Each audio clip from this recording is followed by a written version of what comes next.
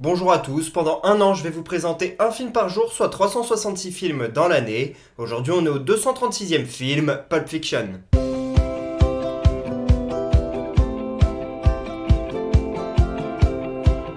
Pulp Fiction est un film sorti en 1994, réalisé par Quentin Tarantino. Ça raconte une histoire non linéaire, c'est-à-dire que les événements ne sont pas racontés de manière chronologique, et on suit plusieurs personnages qui sont tous liés à la pègre de Los Angeles, et donc au milieu du crime organisé. On a des personnages très stylés, hyper charismatiques, on a des conversations qui n'ont ni queue ni tête parfois, c'est aussi drôle et évidemment extrêmement violent, bref c'est du Tarantino dans le texte. Le scénario de ce film il est écrit par le réalisateur lui-même Quentin Tarantino, qui s'est inspiré d'une histoire qu'il avait déjà écrite auparavant avec son ami Roger Avary, et dans le casting on retrouve notamment Uma Thurman qui a joué pour lui dans Kill Bill. On retrouve également John Travolta, Bruce Willis, Samuel L. Jackson ou encore Steve Buscemi et Tim Roth dans des seconds rôles. Et puis on a également Ving Rhames qui tient un rôle important. Et Pulp Fiction a coûté seulement 8 millions de dollars à produire, il en a rapporté plus de 200 au box-office et il a permis à Tarantino de passer au rang de star internationale.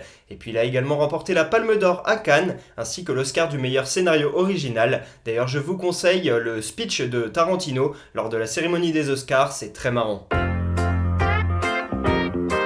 Si je vous parle de ce film aujourd'hui, c'est parce que nous fêtons les 59 ans de Roger Avary. Le Canadien a rencontré Quentin Tarantino à Los Angeles quand tous les deux travaillaient dans un vidéoclub. Ils ont commencé à être amis parce qu'ils adoraient le cinéma et un petit peu le même genre de film. Et petit à petit, ils ont travaillé ensemble sur différents projets. Et Roger Avary, il a aidé Tarantino à écrire le scénario de Reservoir Dogs ou encore de Pulp Fiction justement. Ensemble, ils ont travaillé sur des ébauches de True Romance qui a été plus tard réalisé par Tony Scott, mais écrit par Quentin Tarantino. Et puis également, Roger Avary il a réalisé 5 films. Le dernier en date, c'est Lucky Day, c'était en 2019. Et dedans, on retrouve Crispin Glover qui joue le père de Marty McFly dans Retour vers le futur.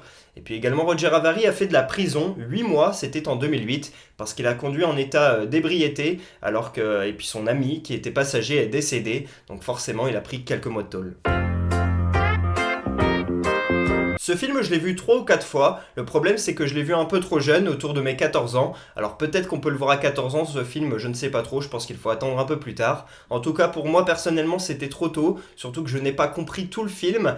Il y a plein de choses qui m'ont échappé quand je l'ai vu et je suis passé à côté de ce chef-d'œuvre. Et donc, j'avais un a priori négatif autour de Pulp Fiction pendant quelques années. Puis autour de mes 16-17 ans, j'ai décidé de le revoir parce que tout le monde en parlait. C'est un film hyper populaire. On voit beaucoup de t-shirts, beaucoup de posters de Pulp Fiction ici et là. Donc j'ai décidé de le regarder à nouveau et cette fois-ci je l'ai adoré. J'ai vraiment compris toute la trame et toute la complexité scénaristique de ce film et j'ai adoré les personnages. Ce style était vraiment le mien et petit à petit je me suis pris à aimer ce film et à chaque fois que je le revois depuis, c'est un pur plaisir.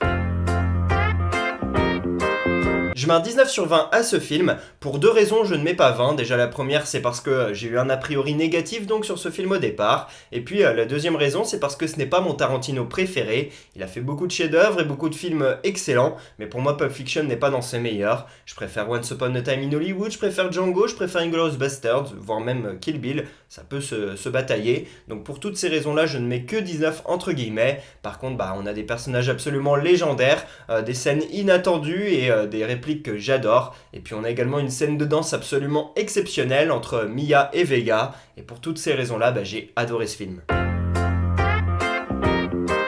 Première anecdote, Vincent Vega, le personnage joué par John Travolta dans ce film, est le frère de Vic Vega, le personnage joué par Michael Madsen dans Reservoir Dogs. Et à la base, Tarantino il avait pensé à faire un film préquel sur l'histoire de ses 2 frères, mais pour plusieurs raisons, il n'a finalement jamais réalisé ce film, notamment parce que les 2 acteurs avaient vieilli et que c'était compliqué de les rajeunir pour faire un préquel qui se passait avant, mais personnellement, j'aurais adoré pouvoir voir ce film. Deuxième anecdote, à la base, Uma Thurman a refusé le rôle de Mia, elle ne voulait pas jouer dans ce film, et Tarantino était désespéré, il voulait absolument qu'elle joue dedans, et donc il l'a appelé plusieurs fois, il a été assez insistant, et il lui a notamment lu lu le script du film pour essayer de la motiver, et il a eu raison, et je pense qu'aujourd'hui, Uma Thurman est très contente d'avoir fait Pulp Fiction. Troisième anecdote, le film a coûté 8 millions de dollars, dont 5 rien que pour les salaires des grandes stars qu'il y a dans ce film, donc autant vous dire qu'il n'a coûté que 3 millions en termes de production, ce qui est vraiment très faible, et le film qu'il a réussi à réaliser Tarantino avec un si faible budget